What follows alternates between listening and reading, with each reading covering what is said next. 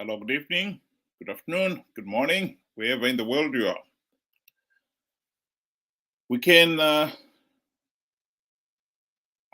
disagree on the causes, but at least we can agree, or at least many people would agree, that Zimbabwe is a failed state.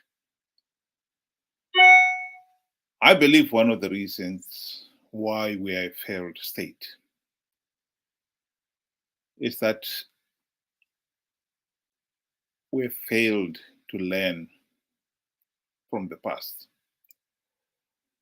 And those who fail to learn from the past are doomed to repeat the same mistake over and over again. And we have been repeating the same mistakes this last 43 years, over and over again. And that's why we are a failed state.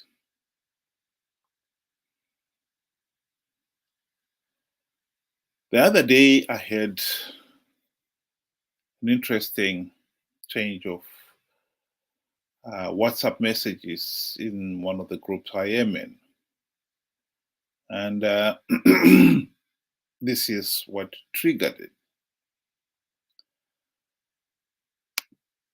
Well, it was my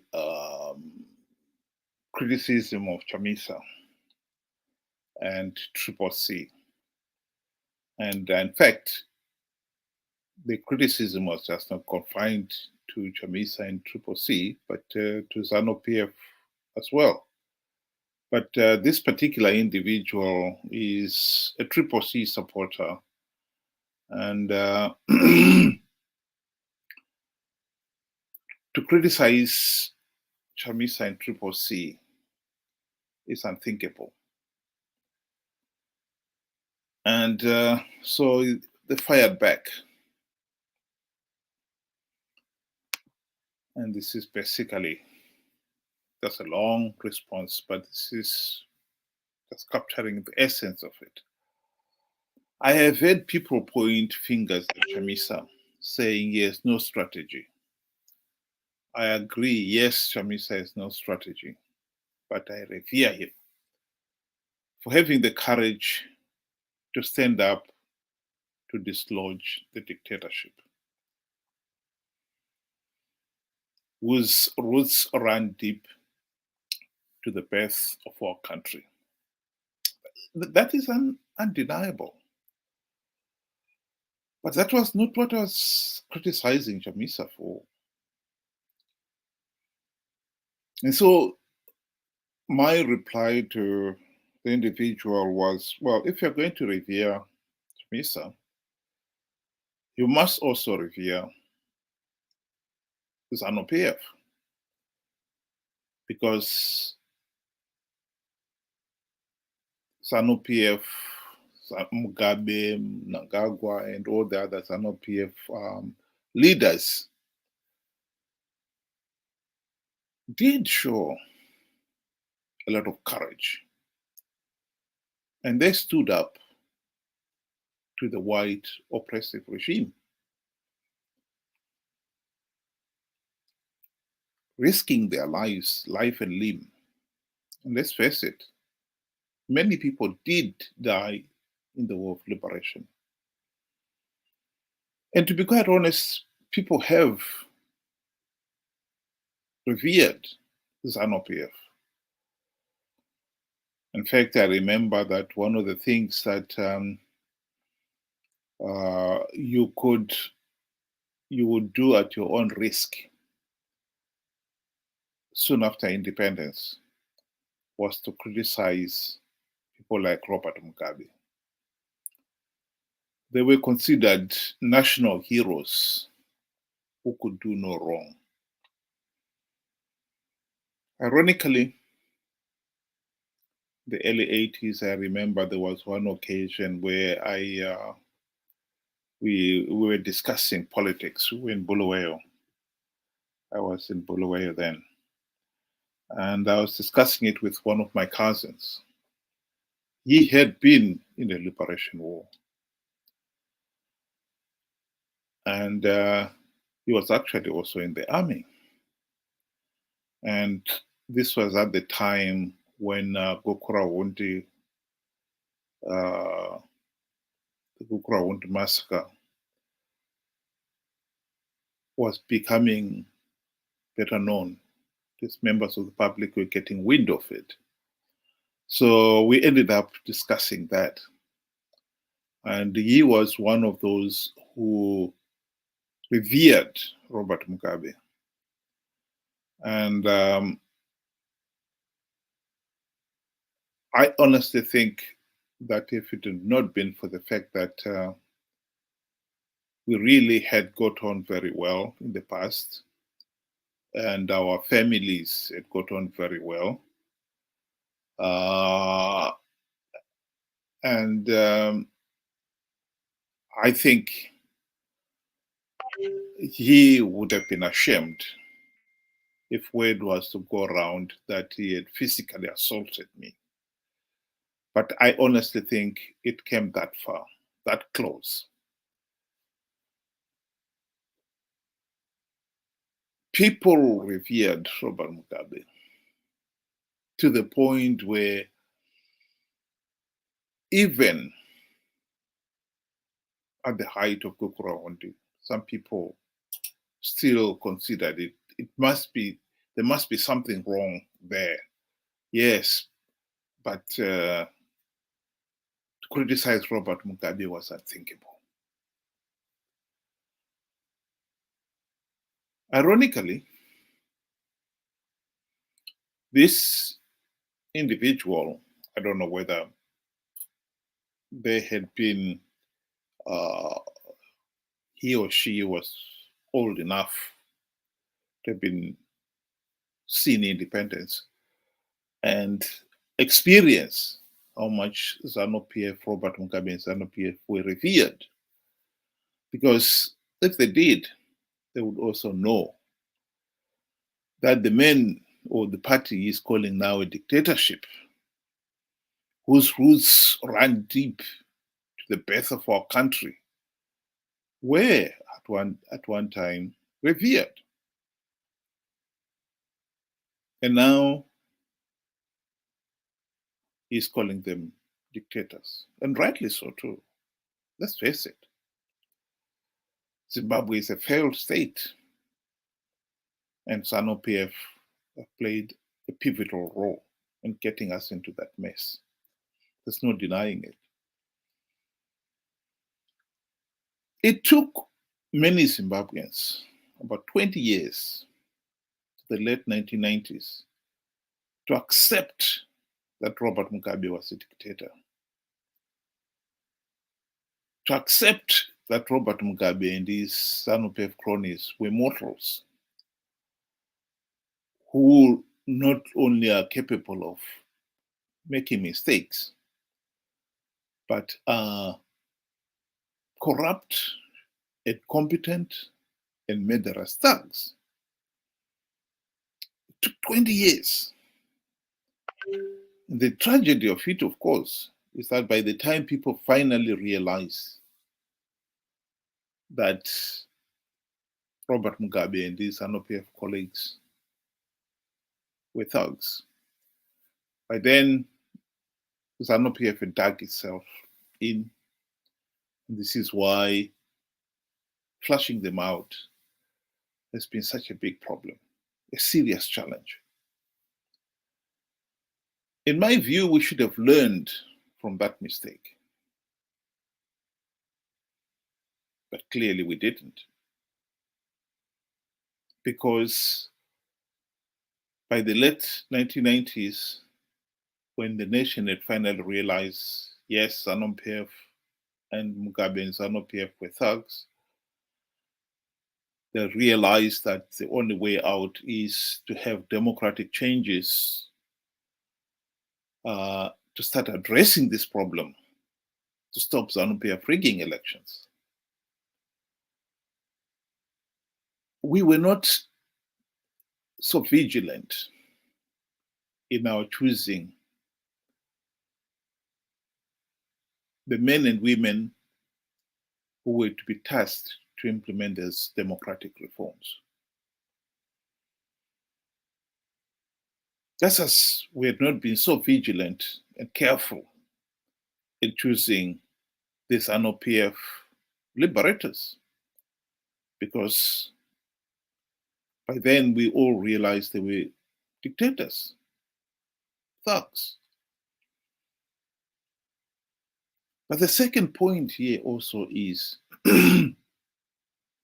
we have been extremely slow in realizing that the MDC leaders are corrupt and incompetent. MDC leaders, people have risked life and limb to put MDC leaders into positions of power and authority. That is a fact. It is now 23 years since the launch of MDC in the late 1999.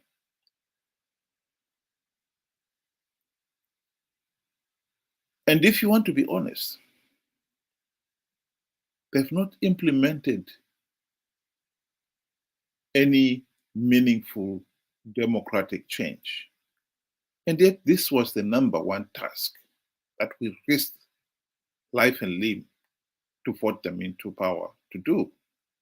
Just as during the Liberation War, people had supported Zanu PF on the understanding that they will bring freedom and liberty to all Zimbabweans. When Morgan Tsvangirai and company got into power, they forgot about the reforms. And what is worse, the ordinary Zimbabweans out there have failed to realize that problem.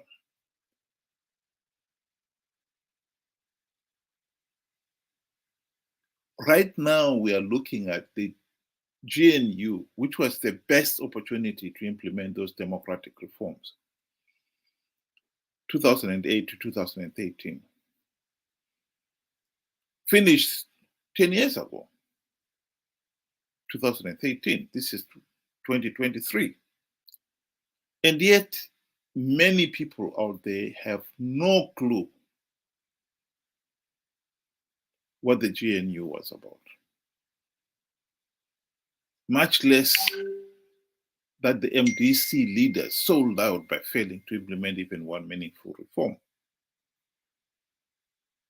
I think if you look at it, why did they fail? It's easy to understand. Like this WhatsApp group member was saying, I've heard people point fingers at Chamisa saying he has no strategy. I agree, yes, Chamisa has no strategy, but I revere him for having the courage to stand up and try to dislodge the dictatorship. To be quite honest, I think when I try to find out what he really understood by Chamisa has no strategy, the truth of the matter is those are just words. He doesn't understand what strategy is. He doesn't understand about the plans. And yes, they've heard people talking about Chamisa doesn't have a strategy, doesn't have a plan, doesn't have. They just pick those words. But if you would ask them what do you understand by strategy? They have no clue. And this is why it comes back to the issue I was talking about. When we talked about reforms, they had no clue what those reforms are. The main problem we have with many of our Zimbabweans is that they really do not understand the issues. And so to hide, instead of admitting they don't understand the issues, they hide behind the pretense that they do understand them. But in fact, what they do is defer to a leader. In this case here, Chamisa has shown courage to stand up to Zanu PF. That's something they can cling on to. As for all the other ideas of reform, strategies, plan, constitution, and so forth, they have no clue what we are talking about. And so they revere him for something that they can relate to, only because that's the only thing they can relate to. They can relate to, yes, he has stood up and he has been beaten by Zanu PF. So, he must have some good in him, and he must be dedicated to what he says he's going to do. The fact that in 23 years has failed to implement even one change, democratic reform to bring about change, is again water off a duck's back. They don't understand that. They have no clue what they're talking about. So they cannot condemn Nelson Chamisa and his MDC friends for failing to implement reforms when they don't know what those reforms are. That is where our problem is. And this brings me to the quotation there.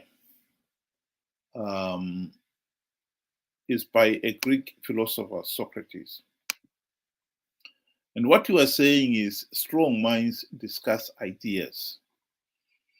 Average minds discuss events. Weak minds discuss people. I think as a nation, we have not, and he said these words 2,500 years ago. As a people, we have not paid enough attention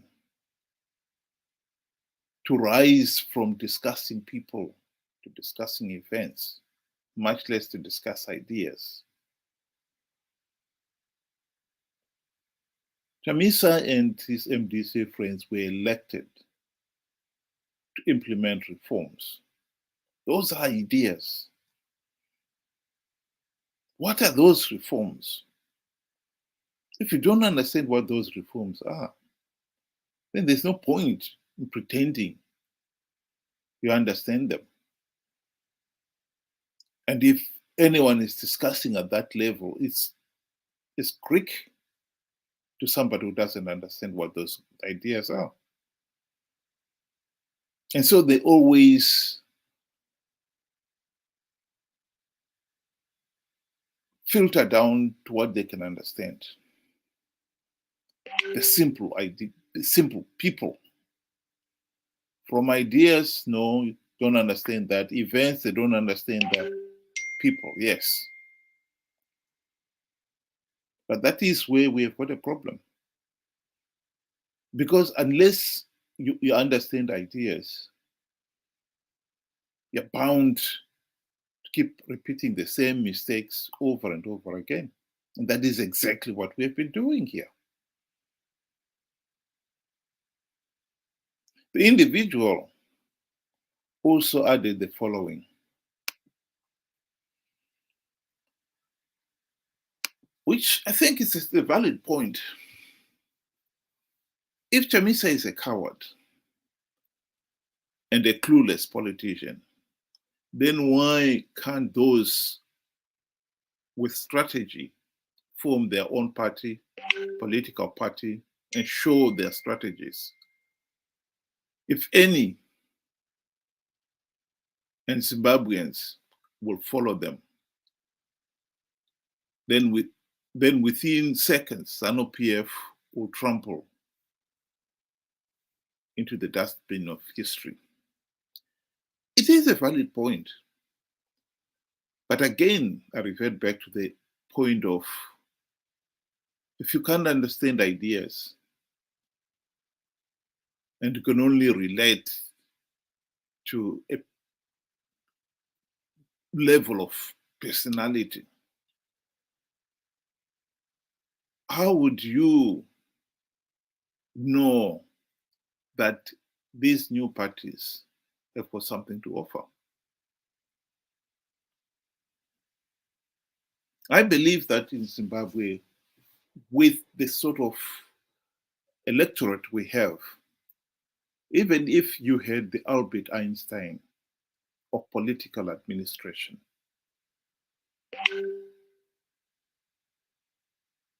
in Zimbabwe today, he will not win elections in Zimbabwe for the simple reason that the electorate would not understand what the individuals, what Albert Einstein is talking about. They can relate more easily to the rhetorical promises as Chamisa was giving them. I've plugged all the vote rigging holes. They can relate that. Yes, yes, yes, yes. Oh, you said yes, plug them. They've not bothered to understand how have you plugged them. And even now, after the election, you ask them, have you turned around to ask Chamisa why he said they plugged the holes, and then you find he had not plugged any of those vote rigging holes? They haven't. It's all water off the duck's back. They didn't understand anyway what those vote rigging holes were. And therefore, then it was just a catchphrase. We are going to win big because Chamisa has plugged all the vote rigging holes. So if Albert Einstein was to stand as a candidate and say to them, we have got a problem with these elections, we've got to implement these reforms, they will not understand what he's talking about. And so you will lose. And with the kind of electorate we have, Chamisa has got to only talk about hashtag God is in it, and they will all be speechless, overwhelmed, swept off their feet. They can relate to that.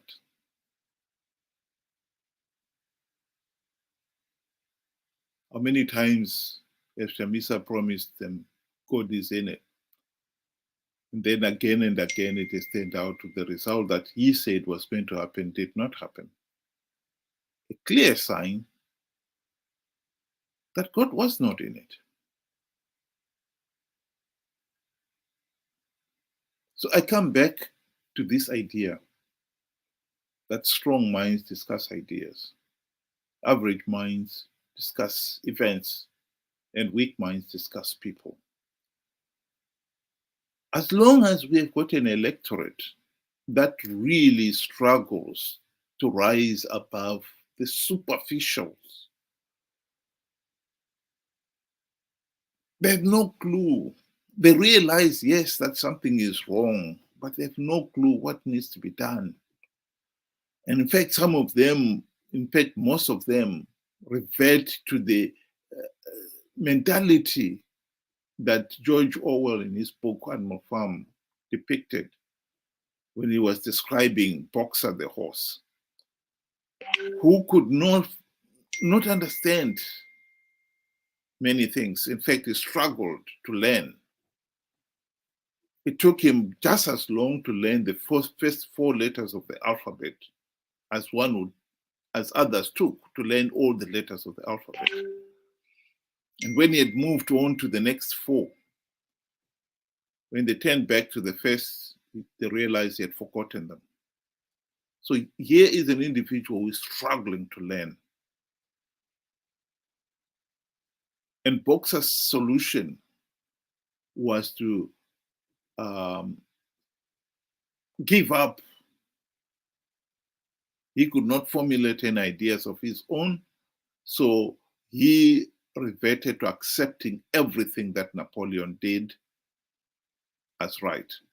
So his motto became, Napoleon is always right. When you've got that kind of mentality, you're discussing people. The people, they can never do anything wrong. You revere them. And for anybody else to criticize them, you cannot formulate why they're being criticized. You don't understand why they're being criticized.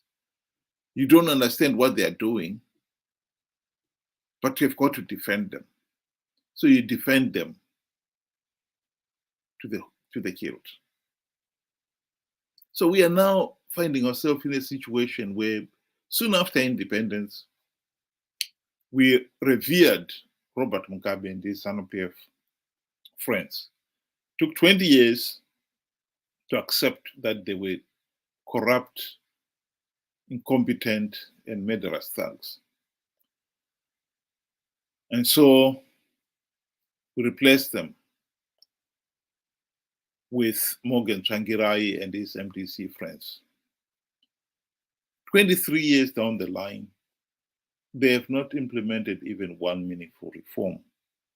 But we don't understand what the reforms are. So we still continue to revere them. Just the same way we revered Robert Mugabe and his Zanu PF cronies. In fact, during the GNU, one of the reforms that should have been implemented then was to make sure that there was really freedom of expression and a free media.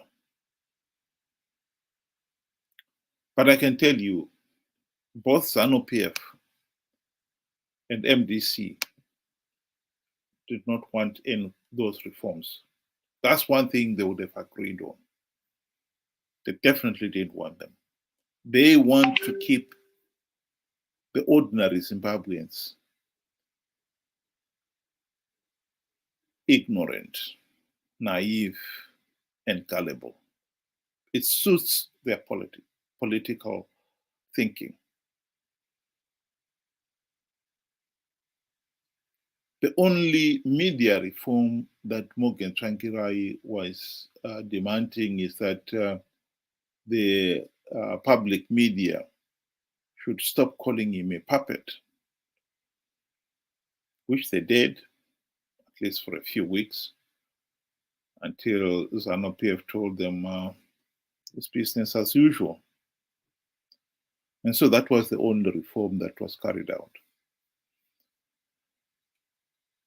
At the present moment, we've been talking about the Sadak election report that condemned the 23rd August elections as a sham.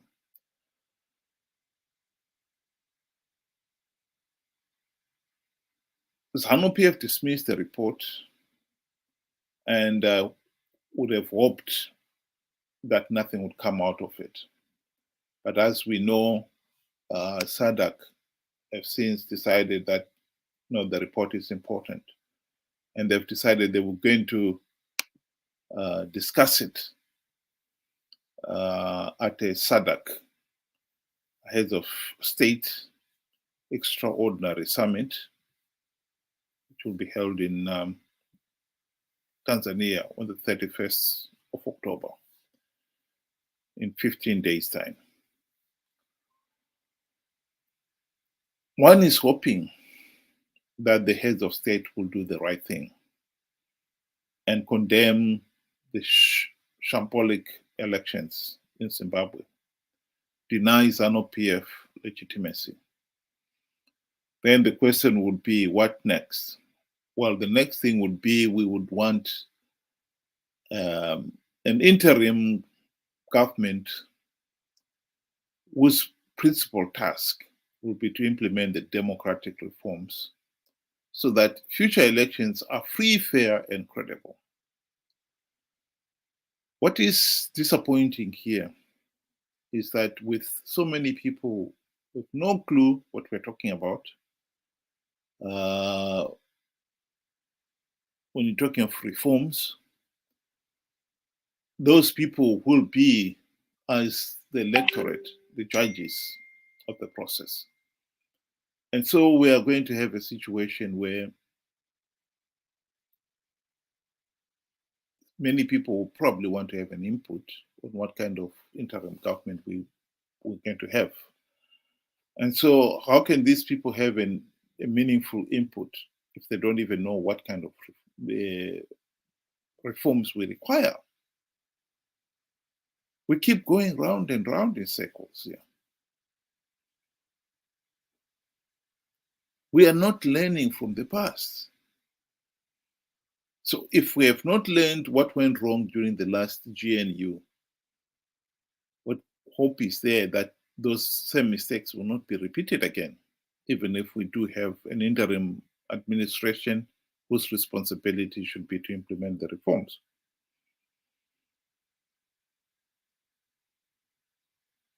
And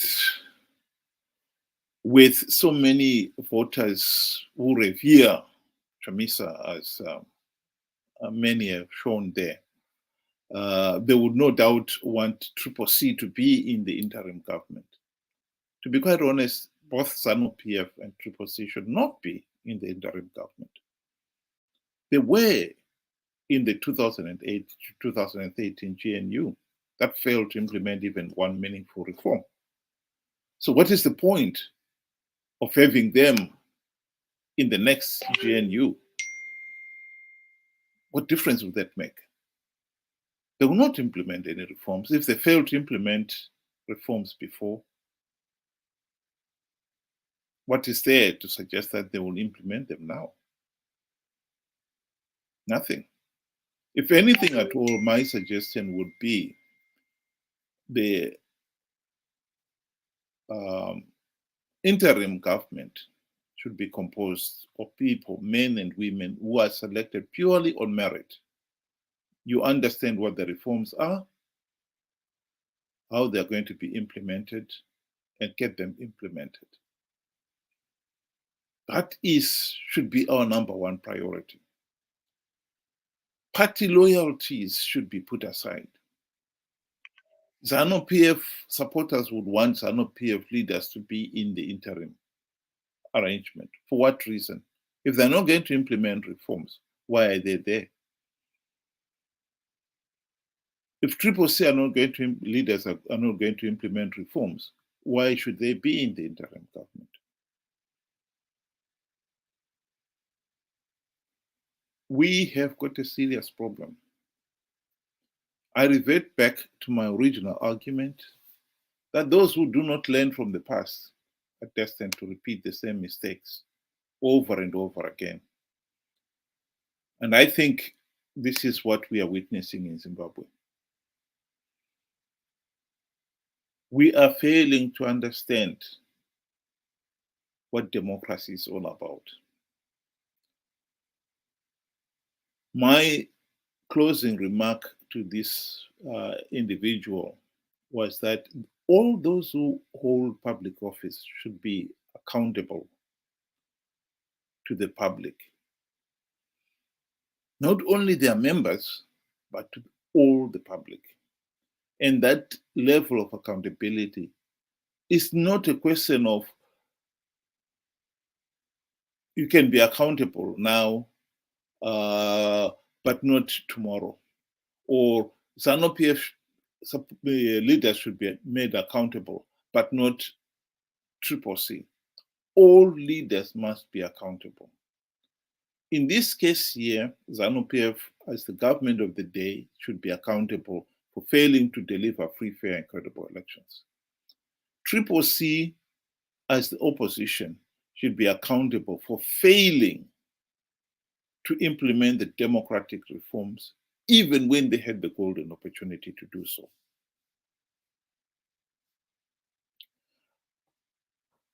I would like to revert now to some comments that I've got here. We got Sango. First comment he makes is, oh, sorry, this one here. That.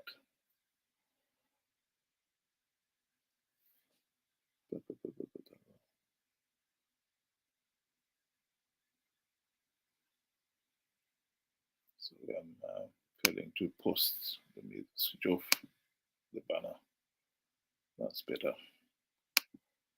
Okay.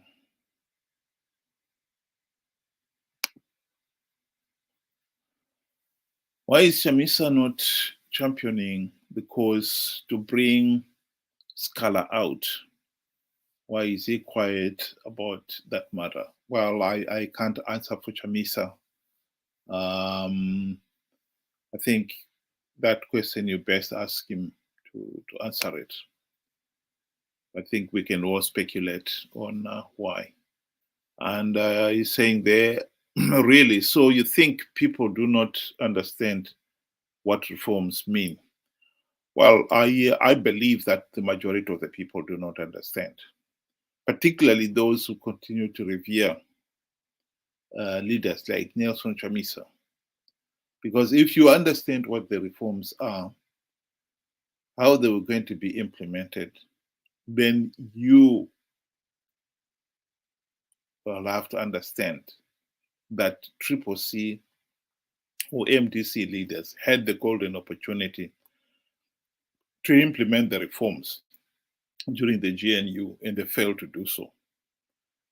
There is no other way you can escape that. This is a historic event. The evidence is there. There is no doubt that MDC leaders sold out. They failed to submit even one reform proposal. There's no explanation for it. The problem with many people here is they don't even understand what the reforms are, let alone the process, and they still revere Chamisa for no other reason other than that of ignorance. The comment there is,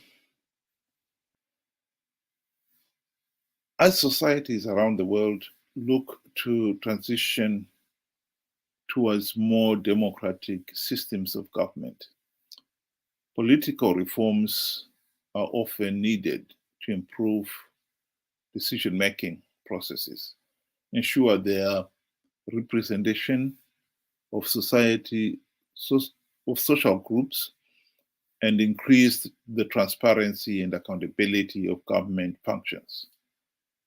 Effective reforms can help make government more effective, foster stability. Those things I totally agree with you, Sanko. That is what we need.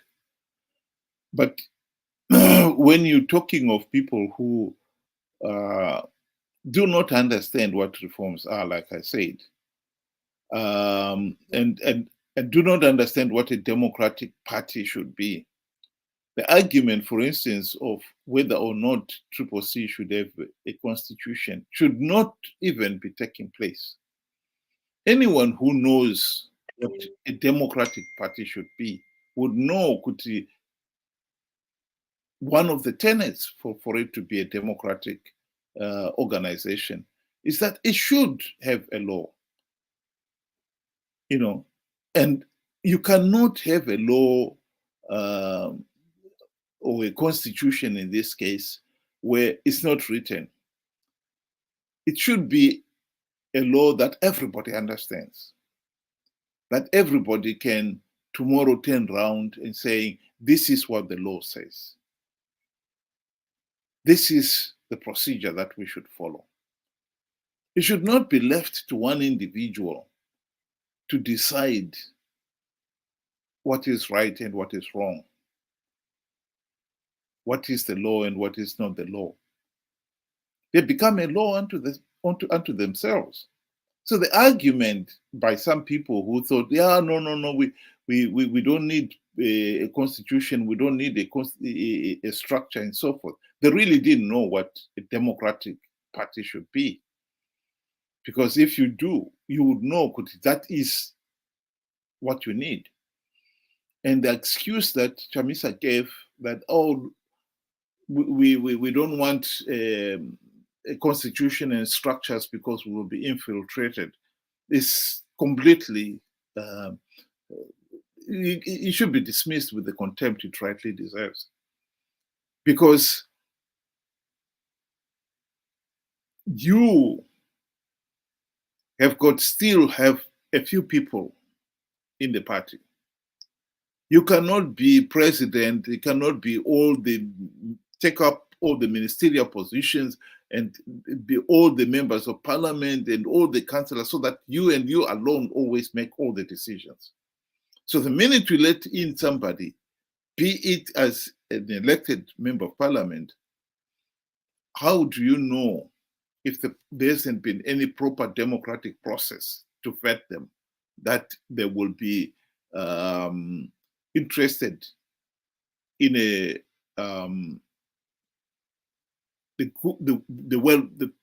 goodwill, the well-being of the ordinary members? You can't.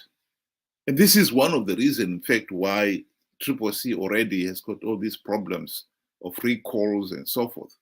That, I think, would have been avoided if it had been a democratic party, open and transparent from the word go. So he has landed himself in a situation using the very route that he tried to avoid it, i.e., have no one else involved, and he should be the one controlling everything. And that ended up creating a lot of people who turn around and claim that they are holding this position or that position. And now the party cannot prove that they are right or wrong because there's no constitution, there's no structure, and there's no orderly system. So again, I think that was a mistake. Anybody, actually, in fact, it's more indicative of the supporters themselves who have no clue. They believe CCC is a citizens' movement, and yet the citizens have no say in it at all. And they pretend that they have. It's because you really don't understand what a say in this case means. You're just acting on good faith that no, Chamisa knows best. The boxer mentality. Chamisa is always right. Chamisa chete chete. So it is unfortunate, and I think we have not learned anything at all. We made the same mistake with Zanu PF, and 43 years later, we still are making the same mistake with the opposition. All those who hold public office should be accountable to the people. They are mortals. They are fallible mortals. And the idea that they should not be held to account or questioned is a negation of the very thing that we are talking about, democracy.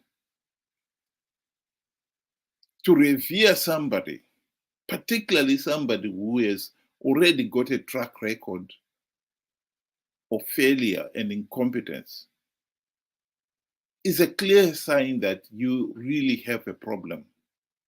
You cannot comprehend what is going on. That is what is the problem in Zimbabwe. If we want a healthy and functioning democracy in Zimbabwe, we really have got to up our game. We have got to stop having our allegiance to individuals, to revere an individual, a mere mortal for that matter, and start looking at the ideas and uphold and defend the ideas. Individuals can come and go. It's the ideas that we want. When we talked of elections or independence, one of the key things that we said we wanted was the right to a meaningful say in the governance of the country, summarized by one man, one vote. When Mugabe came into power, The very first election, he was making it abundantly clear. If Zanu PF does not win, the Bush war would continue. People should have said, wait a minute, what happened to one man, one vote? Why are you afraid to give us a meaningful say in the governance of the country? That is when our suspicion should have been raised. But we ignored that and revered Robert Mugabe and his Zanu PF friends. They were immortal, they were untouchable, they were infallible. One of the biggest mistakes he could make soon after the war was to criticize Robert Mugabe. Some people took it personally to criticize Robert Mugabe. It took them 20 years to wake up to that reality. And 23 years since the launch of MDC, it is tragic that some people are still talking of I revere MDC leaders, as if they're supermodels who cannot do nothing wrong. And yet they've got a track record of failure. It's ridiculous, it's laughable. We really have got to up our game. And I think there's no shortcut to that. The coming Sadak summit, if the leaders were to decide to give Emerson Mnangagwa to grant him legitimacy, I think one of the contributory factors to that would be they would have asked themselves, even if we don't, what next? The people of Zimbabwe are not ready for a healthy and functioning democracy. They don't even know what a healthy and functioning democracy should be. They're just going, they've not learned anything from the past. And they're repeating the same mistakes over and over again. We can give them the opportunity to implement the reforms, but given the evidence on the ground, do we seriously expect meaningful reforms to be implemented? And if I have to be honest, I totally agree with them there. That is the tragedy. That is the problem with Zimbabwe. And we need to up our game. 2,500 years ago, Socrates said this. And we're still failing to grasp the idea, what he really meant by that. We are paying for it. We'll continue paying for it until we learn. That is life. Those who do not learn from the past are doomed to repeat the same mistake over and over again. With that, thank you very much for those of you who are listening. And until tomorrow, good night.